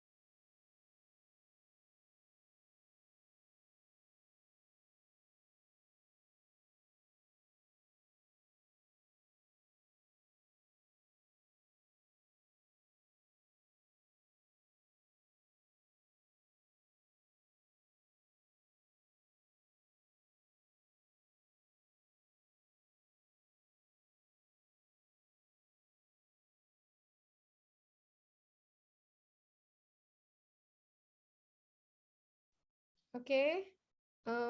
Sudah termin 2 ya? Ya, Ibu. Oke. Sambil menunggu untuk jawaban kelompok 3 tadi saya lanjut ya untuk vitamin D. Ya. Kenapa vitamin D itu disebut sebagai hormon ya? Dari prekursornya yang ada di kulit tadi namanya apa? Apa namanya prekursornya dari kulit? 7-dehidrokolesterol itu, Bu. Kalau di kulit tadi prekursornya apa? Ya, ditulis deh, Deva, biar teman-temannya hafal tadi Deva yang jawab ya. Ya, Ma'am. Sebentar, Kalau Ma'am. sudah hidroksikolekalsiferol sudah melalui hidroksilasi, berarti artinya sudah diproses. Ya. Jadi ada tadi ada 2 bentuk ya. Yang paling Anda harus paham bahwa ini dibentuknya dari tadi kolesterol ya yang akan mengalami 2 kali hidroksilasi. Jadi dari prekursornya di dalam kulit, kemudian dibantu oleh UVB, kemudian ini akan dihidroksilasi di hati dan di ginjal, membentuk 2 senyawa tadi yang berbeda, hidroksikalsiferol atau kolesterol atau yang pertama 25, kemudian itu di hati, kemudian dibawa ke ginjal dihidroksilasi lagi, jadi dehidroksi. Jadi dehidroksi. Tapi posisinya 125. Paham nggak? Kenapa bisa posisinya 25 dan 125? Kenapa namanya 125 yang setelah hidroksilasi di ginjal, kemudian hidroksilasi yang pertama ada di hati. 25 hidroksi kolesterol atau hidroksi kalsiterol boleh, kalsiferol boleh namanya, hidroksikolekalsiferol. Kenapa namanya 25? Berarti apa? Kan udah belajar kemarin kimia organik. Berarti itu menandakan apa tuh? Hidroksinya ada di nomor atom C kedua dan kelima. Bukan 25, itu 2,5 Izat. Ini T25. Iya di yang kedua dan yang kelima. No, ini 2. Oh, di 25. Di yang ke-25. Iya, berarti dia OH-nya, hidroksi kan OH ya. OH-nya di kolesterolnya itu adanya di posisi ke-25. Jadi yang pertama itu 25 hidroksikolekalsiferol. Ya, dihidroksilasi pertama di hati. Kemudian dihidroksilasi kedua di ginjal. Jadi 125. 1,25.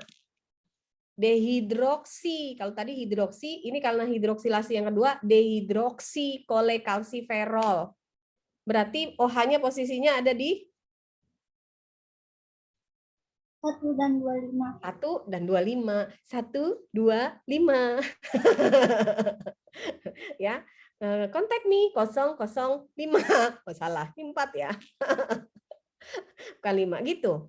Ya. Nah, kemudian nanti itu akan dibawa kemana? Ke usus dan ke tulang.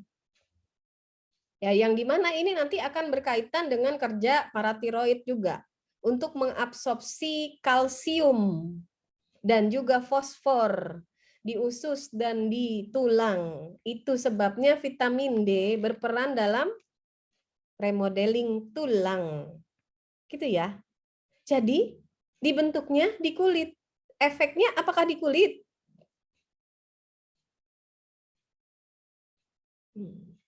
Usus dan tulang itu sebabnya disebut juga dia sebagai hormon.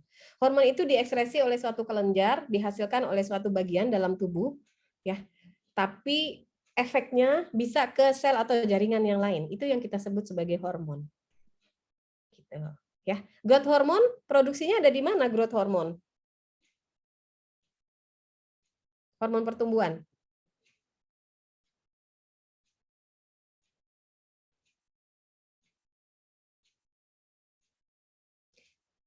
Hormon pertumbuhan. Belum ketemu ya waktu SMA ya. Di otak, hipofisis. Ya kan? Pernah dengar hipofisis ya? Tapi efeknya kemana? Tadi sama ke tulang juga. Gitu. Kalau hormon reproduksi, testosteron dihasilkannya di mana? Kelamin. Di kelamin. Kelamin siapa, Nelia? Kelamin, anak biologi nggak boleh ngomongin kelamin. Bilangnya apa? Itu di saluran pencernaan. Kok saluran pencernaan? Oh my God. Saluran pencernaan. Itu ruangan. Kalau testosteron di testis, Ibu. Di testis namanya testosteron, tes gitu diingetinnya. Di testis, kalau mau cerita spesifik lagi, di tubulus seminiferus testis, ntar belajar. Nah, ada lagi selnya, ada sel Leydig, ada sel Sertoli, dia yang mana? Nah, itu nanti belajar di fisiologi. Ya, di tubulus seminiferus testis, adanya di kelamin ya, Nelia. Benar di kelamin, tapi yang produksi bukan kelaminnya ya. Nah, ya.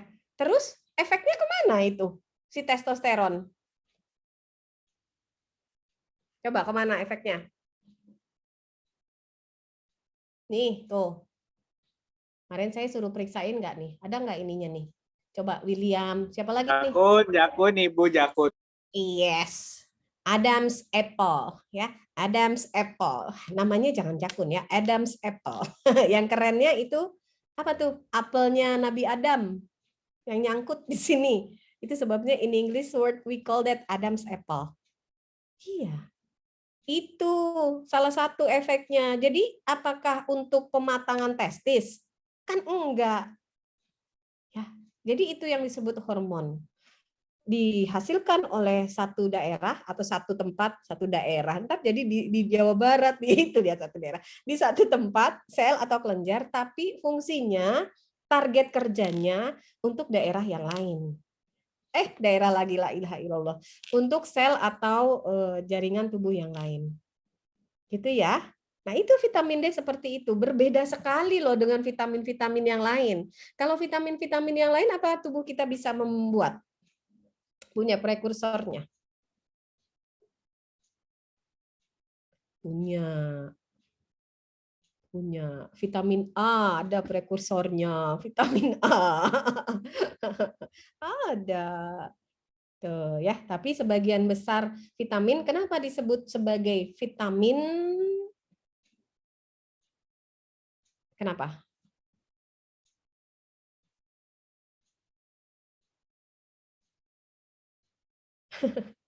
Kenapa? Sebenarnya dibutuhkan oleh manusia dalam jumlah yang sedikit. Itu sebabnya dia sebut sebagai vitamin itu disebut sebagai mikromolekul, ya kan? Molekul yang dibutuhkan oleh manusia dalam jumlah sedikit. Tapi kenapa namanya dia di vitamin? Karena dia vitamin. Berarti strukturnya kalau Anda perhatikan, makanya tadi kata temennya ada yang kasih masukan, gambarnya kurang. Jadi kalau bicara vitamin B1 misalnya ya, vitamin B1 strukturnya kayak gimana? Gitu. Itu yang membedakan antara bahasan Anda dengan bahasan waktu anak SD, SMP, SMA. Strukturnya seperti apa? Kalau vitamin B1, ya vitamin B1 nama lainnya apa?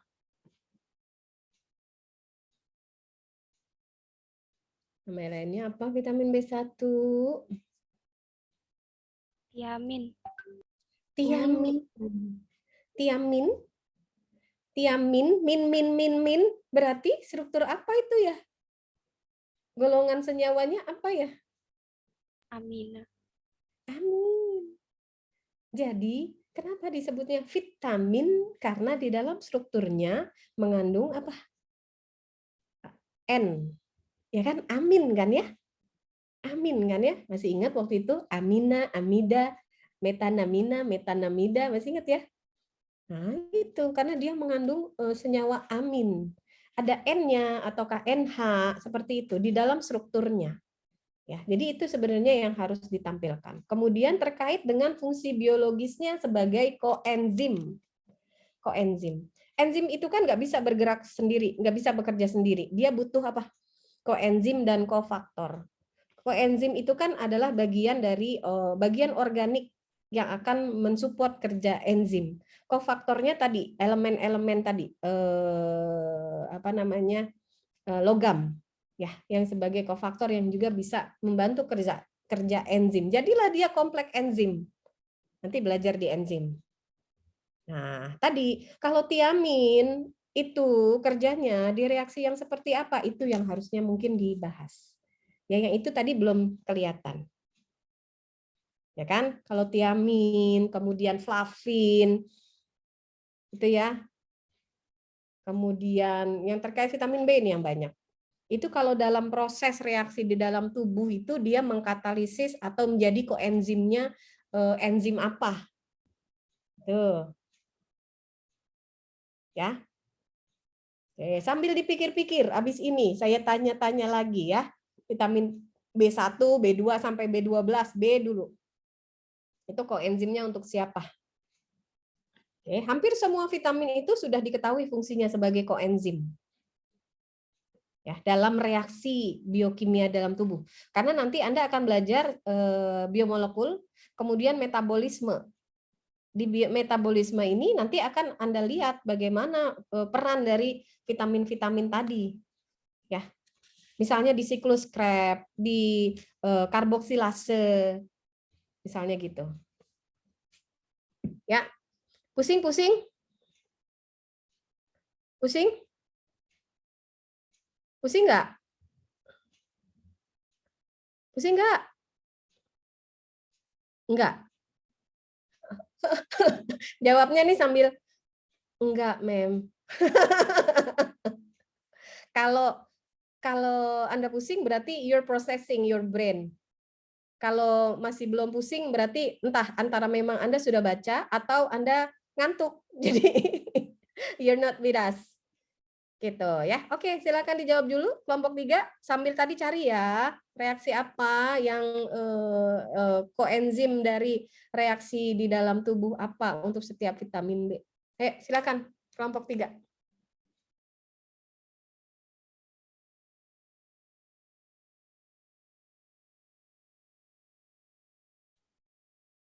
Kelompok 3 ya tidur Ya, nih. Bu. Ya, Saya, ayo.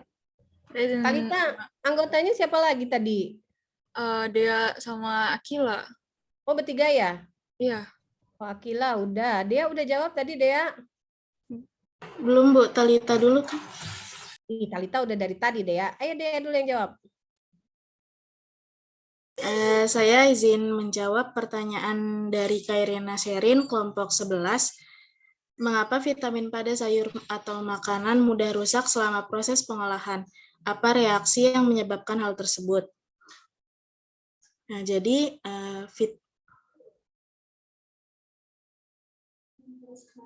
vitamin C mudah rusak karena adanya oksidasi, terutama pada suhu yang tinggi. Vitamin ini mudah hilang selama pengolahan dan penyimpanan. Vitamin C adalah vitamin yang paling tidak stabil dari semua vitamin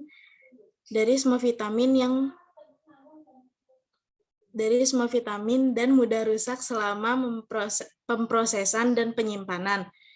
Laju kerusakan meningkat karena kerja logam, terutama tembaga dan besi, dan kerja enzim. Beberapa vitamin seperti vitamin B dan C mudah rusak akibat adanya pemanasan. Nah, selain penurunan zat gizi, menggoreng dengan suhu yang tidak tepat yaitu di atas 160 derajat Celcius juga bisa berakibat buruk pada pengkonsumsinya. Apakah Sherin sudah terjawab? Sudah, Dia. Terima kasih. Sama-sama.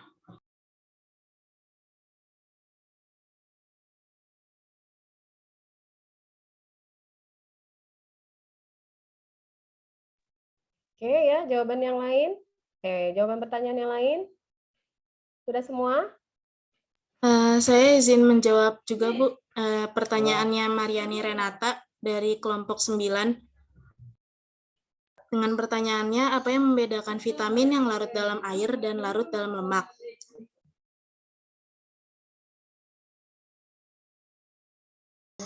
Dari namanya aja kan udah jelas ya secara logis kalau vitamin yang larut dalam air itu larutnya dalam air.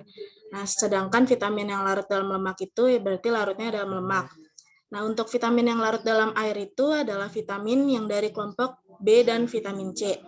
Nah, mereka ini memiliki kemampuan untuk menguap lebih cepat dari tubuh daripada larut dalam lemak. Dan tidak memiliki properti untuk terakumulasi dalam jaringan, kecuali vitamin B12. Nah, oleh karena itu, kekurangan vitamin yang larut dalam air segera mempengaruhi kesehatan manusia. Vitamin yang larut dalam lemak adalah vitamin A, E, K, dan D. Nah, mereka ini memiliki properti untuk menumpuk di hati. Jadi, mereka tetap berada di dalam tubuh lebih lama. Pada dosis normal vitamin yang seseorang terima setiap hari, istirahat 5 atau bahkan 7 hari hampir tidak akan terasa. Apakah Mariani sudah terjawab? Sudah terjawab, Dea. Terima kasih. Sama-sama.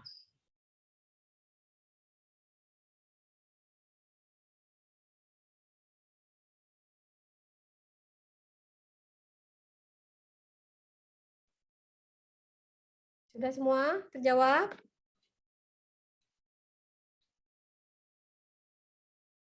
Belum, Ibu. Masih ada pertanyaan yang belum terjawab. Ada 3 lagi kalau nggak salah ya.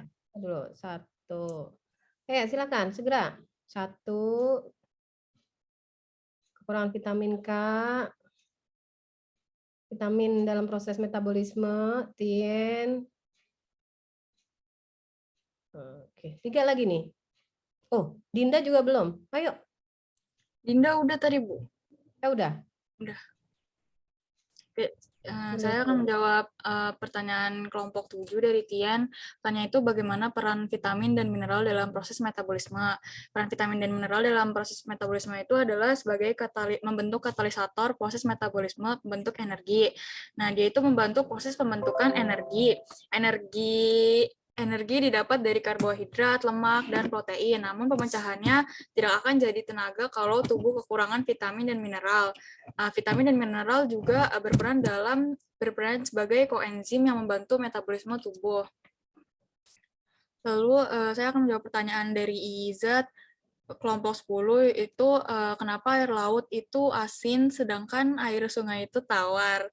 Jadi ketika panas matahari menguapkan air dari lautan yang asin, ia meninggalkan garam. Nah, terus air yang menguap menjadi hujan itu jatuh ke tanah dan membentuk sungai air tawar yang memungkinkan air mengalir kembali ke lautan. Setiap garam di tanah yang dilalui sungai itu diangkut dari darat ke laut dan menetap di sana. Sebagian besar garam itu di daratan tersapu ke laut sejak udah dari lama. Tetapi salinitas lautan itu meningkat sangat lambat. Nah, kemudian itu juga ada 2 sumber utama garam di laut, yaitu yang pertama batuan di darat, yaitu air hujan bersifat sedikit asam dan mengikis batuan di darat. Akibatnya, ion dilepaskan dan dibawa ke laut melalui sungai. Yang kedua itu mineral yang berasal dari dasar laut melalui cairan yang dipanaskan oleh magma di bawah laut dan garam mineral lainnya. Lautan telah mengumpulkan garam itu sejak hujan pertama terjadi dan mereka menjadi lebih asin dari waktu ke waktu. Kemudian itu sungai mendapatkan banyak air dari gletser dan airnya terus-menerus diisi ulang melalui siklus penguapan. Selain itu sungai terus mengalir karena itu dan dia tidak membiarkan garam menumpuk karena itu air sungai itu tawar. Apakah sudah menjawab, Ijat? Sudah, Talita, terima kasih. Sama-sama.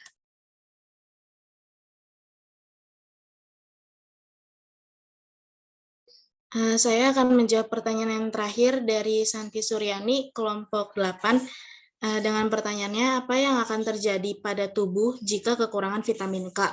Dan apakah ada pengobatan khusus untuk mengobati kondisi tubuh yang kekurangan vitamin K? Nah, jadi vitamin K ini adalah vitamin yang berperan dalam menghasilkan zat di dalam tubuh untuk menunjang pembekuan darah. Vitamin K itu terbagi menjadi 2 jenis, yaitu vitamin K1 atau piloquin yang berasal dari tumbuh-tumbuhan dan vitamin K2 atau menaquinone yang diproduksi oleh bakteri baik di usus. Nah, kekurangan vitamin K ini dapat dikenali dengan gejalanya itu yang berupa mudah memar, sering mimisan, serta tinjanya itu berwarna gelap dan disertai dengan bercak darah. Nah, terkadang bercak darah itu juga ditemukan di bawah kuku. Nah, kekurangan vitamin K ini dapat menimbulkan sejumlah gangguan kesehatan. Contohnya itu seperti pendarahan hebat, osteoporosis, penyakit jantung. Nah, selain tiga penyakit di atas tadi, kekurangan vitamin K pada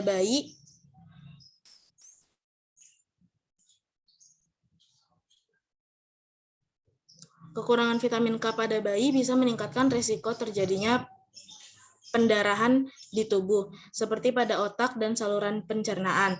Kondisi ini juga bisa menyebabkan hambatan tumbuh kembang dan gangguan pertumbuhan tulang bayi.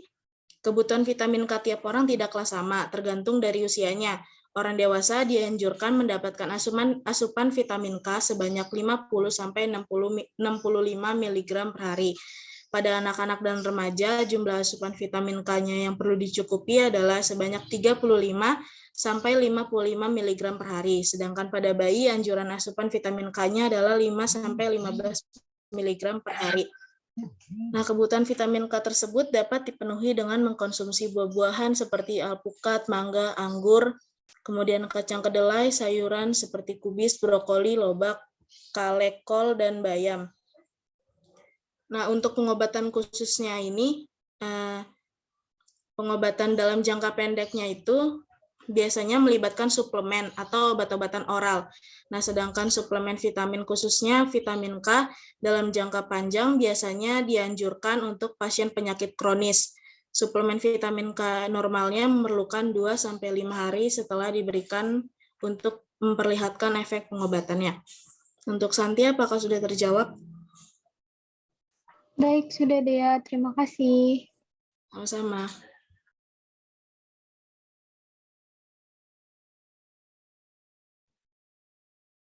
Sudah semua? Oke, ya tadi pertanyaannya terkait fungsi vitamin ya dalam metabolisme. Tadi ya yang sudah saya bahas sebelumnya. Jadi mungkin nanti tugas Anda silakan lihat di chat box. Ya untuk vitamin B saja dulu ya. Jadi bagaimana tadi protein vitamin-vitamin tersebut berfungsi dalam tubuh, berperan sebagai koenzim dan sebagainya.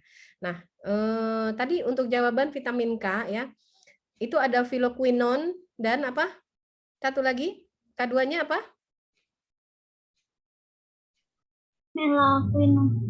Melaquinone. Ya, sumbernya saja yang berbeda, tapi sama-sama merupakan vitamin K.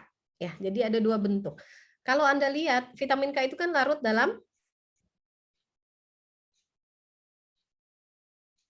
apa? Vitamin K? Dalam lemak. Iya, vitamin-vitamin yang larut dalam lemak itu biasanya strukturnya adalah struktur isoprena. Isoprena itu metil butadienah. Naon teh metil butadienah? Coba, apa itu metil butadienah? Golongan senyawa apa? Metil butadienah. Alkena. Ada alkilnya apa? Metil gitu ya. Terus C-nya ada berapa? C-nya ada berapa? 4. C-nya ada 4. Ada ena-nya 2. Jadi ikatan rangkap 2-nya ada 2. Butadiena, metil butadiena. Nah, kalau yang K1 tadi ya, K1 itu tersusunnya atas sekitar 6 struktur isoprena. Bedanya adalah di strukturnya. Kalau yang K2 itu ada 4 struktur isoprenanya yang terhubung. Tergambar ya, struktur isoprenanya. Ya, jadi karena perbedaan asalnya sehingga strukturnya juga berbeda. Tapi struktur penyusun dasarnya sama, isoprena tadi. Untuk vitamin-vitamin larut lemak. Nah, vitamin K ini gimana sih prosesnya di dalam tubuh? Apa sih butuhnya? Ini penting sekali untuk pembentukan apa? Pembentukan apa? Vitamin K? Protrombin.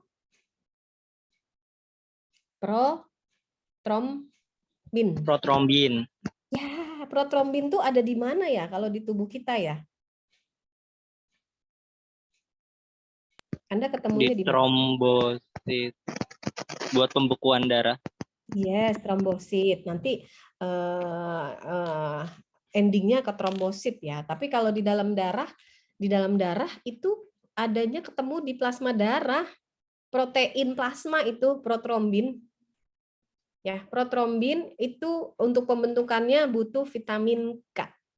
Walaupun nanti untuk merubah menjadi trombin, protrombin menjadi trombin ya, untuk merubah benang-benang fibrinogen menjadi fibrin. Nah, loh. Pernah dengar kan? Yang nanti akan bertanggung jawab pada proses penyembuhan luka, penutupan tadi benang-benang fibrin. Nanti kalau Anda luka terus ada yang keluar gitu ya, putih-putih cairan-cairan, itu dia benang-benang fibrin. Jangan dihapus, biarin aja, karena itu adalah mekanisme fisiologis tubuh untuk menutup luka. Jangan dibersihkan, kecuali cairan-cairannya berwarna kuning dan berbau. Itu berarti pus nanah, ada bakteri yang hidup. Ya, itu beda. Nah, tadi vitamin K ini tidak bisa bekerja sendirian juga. Untuk bisa merubah protrombin menjadi trombin, dia butuh kalsium, Ca. Susah ya. Jadi, selain vitamin, tubuh kita tadi butuh juga mikromolekul dalam bentuk logam ya. Itu. Mineral ya. Dan yang paling penting kalsium apa sih? Kalau di dalam tubuh kita nih tadi cerita protrombin menjadi trombin itu vitamin K harus ada kalsiumnya. Kalsium dalam tubuh kita yang paling penting apa tuh? Untuk tulang. Kenapa? Tulang. Tadi ya, kerjanya siapa tadi? Vitamin D juga, ya. Untuk absorpsi tulang. Di di tulang dan di usus, absorpsi untuk pemadatan tulang. Selain itu apa? Nah, ini sekarang mulut saya gerak-gerak. Ini ada kontraksi nggak? Anda melotot dari tadi nih matanya. Melotot. Kebuka matanya, duduk lama dari jam 1 loh. Sampai jam berapa nih? Udah jam 3 kurang. Sampai jam 3 duduk, ada kontraksi nggak? Kontraksi siapa? Otot. Otot. Ototnya bisa kontraksi karena ada apa? Nanti kita belajar. Ada kalsium. Ada kalsium yang akan merubah aktin, posisi aktin supaya berikatan dengan kepala miosin. Nah, itu seperti itu. Yang paling signifikan lagi adalah peran kalsium di otot jantung. Nih, kontraksi otot jantung. Jadi kalsium itu luar biasa pentingnya, walaupun kebutuhannya sangat kecil. Itu kalsium. Ya. Nanti cerita lagi yang lain-lain. Banyak ternyata ya. Air, vitamin, mineral ini harusnya 3 pertemuan. Cuma SKS Anda hanya 2. Jadi kayaknya semua penting gitu ya. Oke, kita bahas lagi nanti minggu selanjutnya. Untuk minggu depan sudah dengan Ibu Titin ya. Untuk biomolekul, makromolekul. Karbohidrat, lipid, dan protein, asam amino, asam nukleat, enzim. Oke, sampai di sini ada yang mau ditanyakan? Mbak mau nanya. Siapa tuh duluan? Silakan Willy duluan. Ih, sakit banget sih, jadi gemes deh.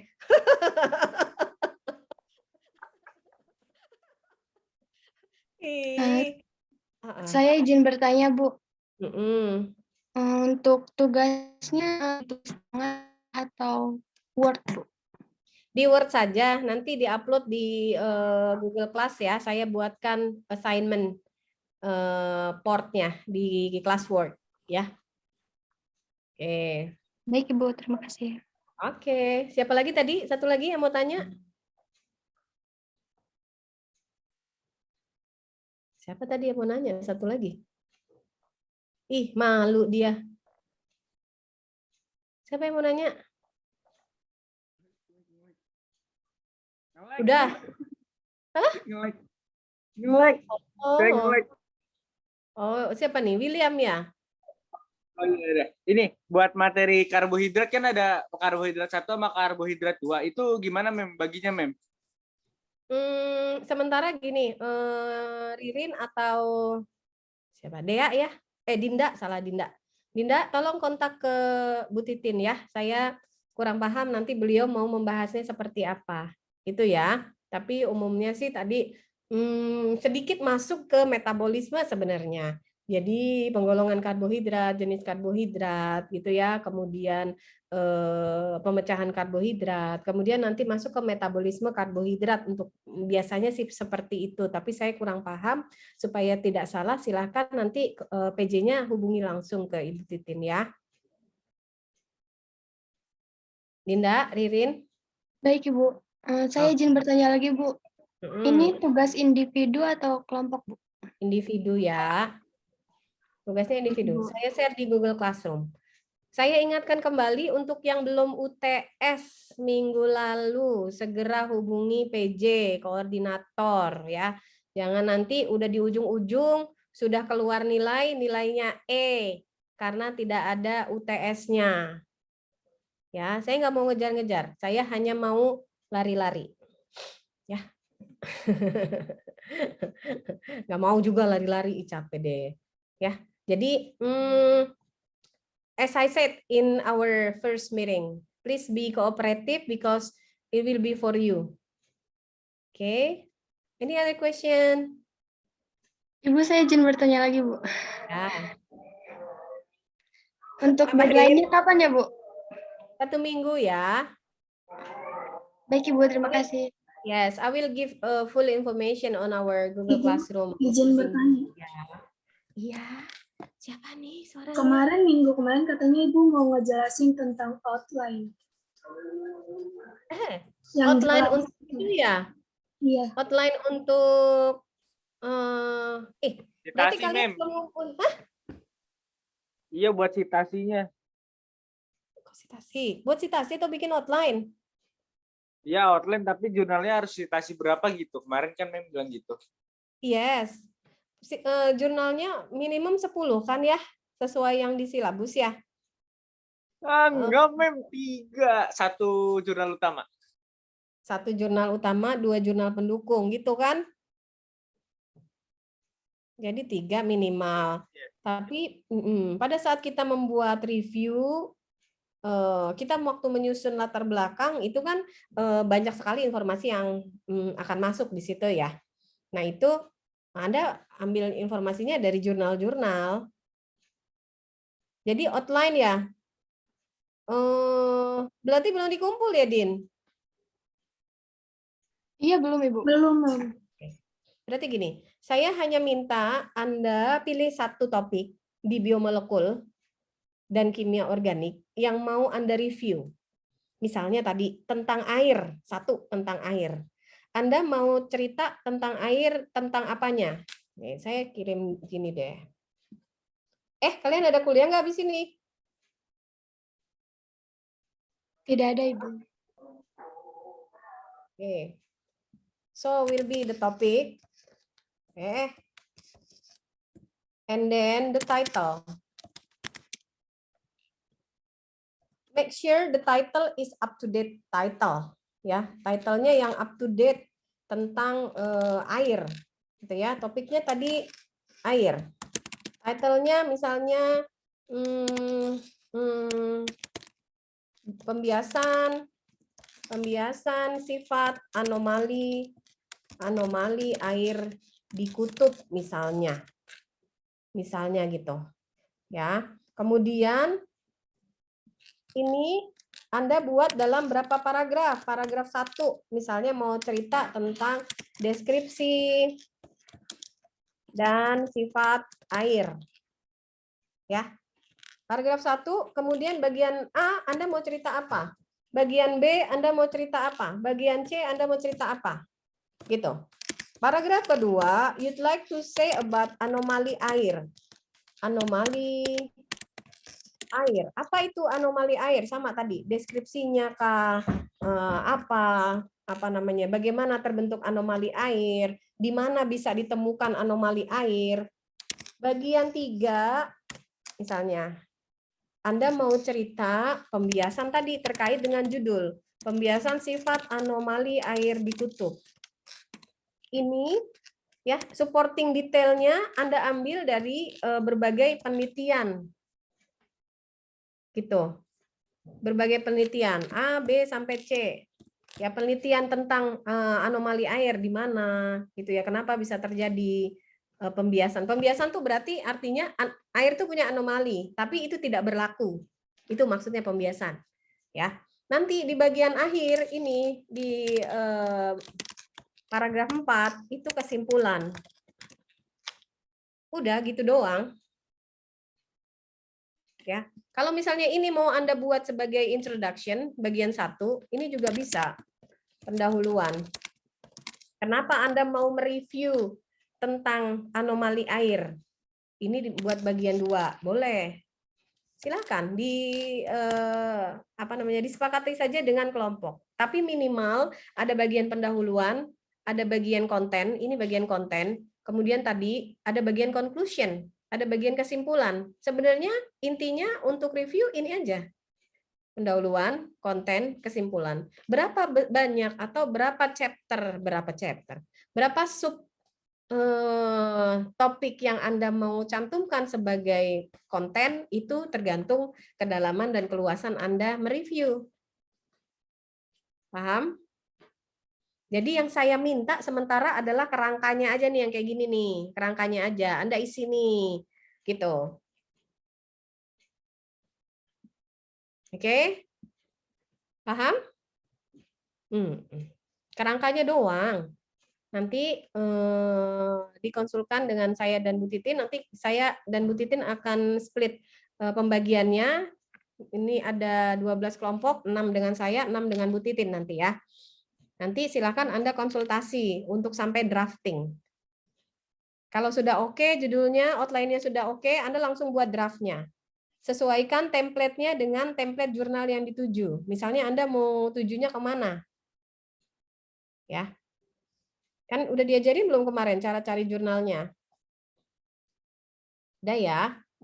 Nggak usah yang muluk-muluk, Sinta saja, mulai Sinta 6 saja. Tapi yang tidak semua jurnal mereka mau menerbitkan review ya. Jadi Anda harus cek apakah ada bagian untuk review artikel di jurnal itu. Oke ya. Oke, jadi hanya outline-nya saja. Ya harusnya udah dikumpulkan minggu lalu. Oke, saya kasih waktu minggu ini. Silahkan di-upload linknya di Google Classroom ya. Atau boleh di WA ke saya, tapi kompilasinya ya. Siapa tadi? Dinda. Jadi semua Anda outline-nya silahkan dikumpulkan ke Dinda. Nanti Dinda berikan ke saya dalam bentuk link. Itu ya Din? Ririn? Dinda atau Ririn ya? Iya, baik Ibu. Oke, alhamdulillah sudah asar. Ada lagi?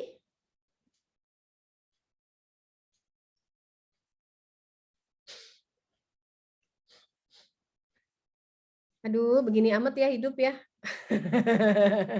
Enggak, semangat ya. Ini kan saya bilang ini adalah kawah Chandra di muka. Nggak bisa jadi Gatot Kaca kalau belum dimasukin, dicemplungin ke air panas ya. Jadi ini yang membuat alhamdulillah lulusan-lulusan pendidikan biologi itu top dicari di mana-mana. Ya. Oke. Sudah cukup? Tidak ada pertanyaan lagi? Sudah cukup, Ibu. Oke, kalau sudah cukup, saya akhiri pertemuan hari ini. Sampai ketemu lagi, karena minggu depan Anda sudah mulai dengan Bu Titin ya, untuk untuk teori.